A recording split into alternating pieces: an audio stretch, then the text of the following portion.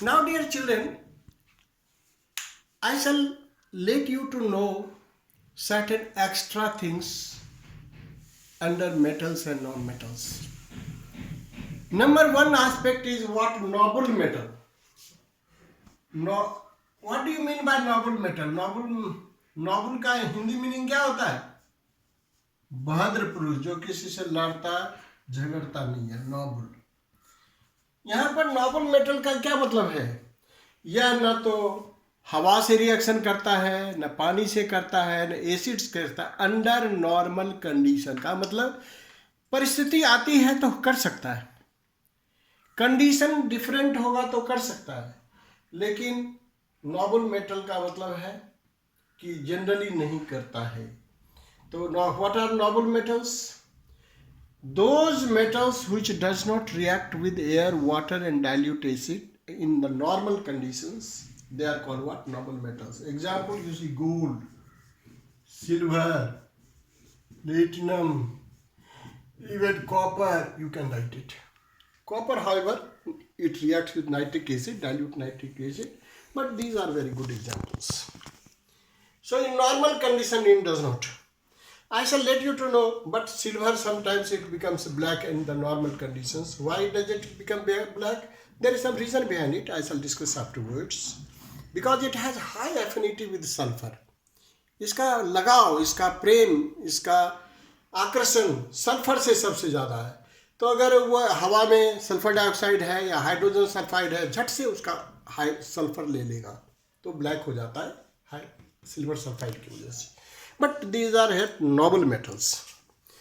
Next is your most reactive metal.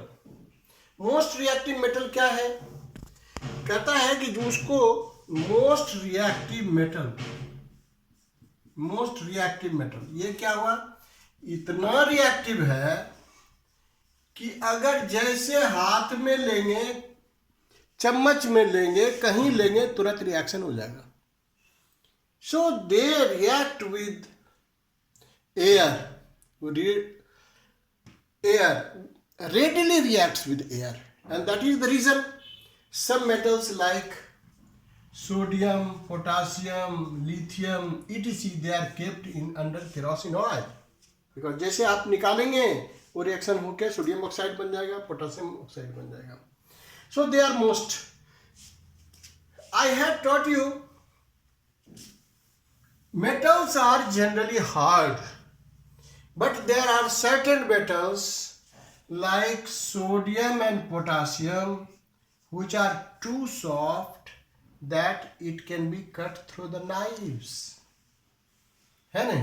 तो इनको क्या कहते हैं? Soft metals. ये एक्सेप्शनल हैं.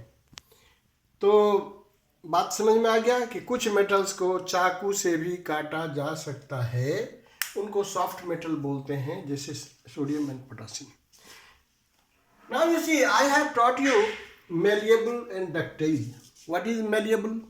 When metals are hammered, it does not break but is spread into sheets. चौड़ा हो जाता है, टूटता नहीं है, चपटा हो जाता है. डक्टाइल क्या है? जिसको लंबे तारों के रूप में खींचा जा सकता है. मेटल्स को तार के रूप में खींचा जा सकता है, इसलिए उसकी डिजाइनिंग होती है. गोल्ड की, सिल्वर की जो ज्वेलरीज बनती है, डिजाइनिंग इसलिए होता है. तो वो सबसे ज़्यादा क्या है? तो सबसे ज़्यादा मोस्ट मेलिएबल एंड डक्टाइल क्या है? मोस्ट मेलिएबल एंड डक्टाइल की दोनों एक ही बात है. तो मोस्ट मेलिएबल आपका कॉपर ले लीजिए, सिल्वर ले लीजिए, ये दोनों बहुत ज़्यादा है. गोल्ड भी है, लेकिन अगर दो पूछा तो ये ज़्यादा है. इसलिए गोल्ड में जब आप जेवर बनाते हैं तो या तो थोड़ा कॉपर डालते हैं या सिल्वर डालते हैं. जब सिल्वर डालते हैं तो चमक थोड़ी ज़्यादा होती है नहीं? कॉपर डालते हैं तो कम होता है, थोड़ा इसका रेट कम हो जाता है, इसका थोड़ा ज़्यादा हो जाता है. ज़्यादा चमक के लिए सिल्वर डालते हैं. That is most malleable and ductile. ना मोस्ट कंडक्टर का मतलब क्या है? वैसे तो मैंने क्या पढ़ाया? Metals are good conductor of heat and electricity.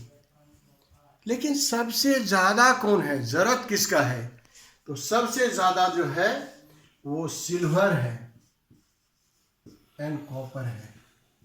दोनों करीब करीब बराबर है. तो सिल्वर को क्यों नहीं यूज करते हैं घरों में? क्योंकि इसका रेट 30-40 गुना ज़्यादा है कॉपर से, लेकिन मतलब बहुत थोड़ा ही अंतर है। बहुत थोड़ा अंतर के लिए इतना खर्च करना ज़रूरी नहीं है, इसलिए कहीं भी इवन राष्ट्रपति भवन में भी सिल्वर का यूज़ नहीं होता है, कॉपर का ही यूज़ होता है। तो ये करते हैं, लेकिन सिल्वर का भी कहीं यूज़ करते हैं। जैसे सोलर पैनल लगाते हैं तो वहाँ सिल्वर के फैब्रिकेशंस होता है।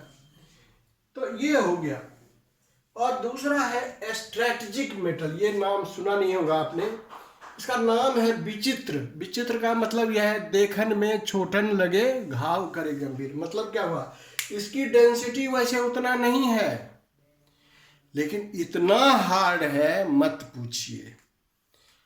इसमें जंग भी किसी हालत में नहीं लगता है। It is very rough and tough, it is non corrosive. That is real example is titanium. Titanium ये जो है किस बात के लिए यूज होता है, डिफेंस में है नहीं।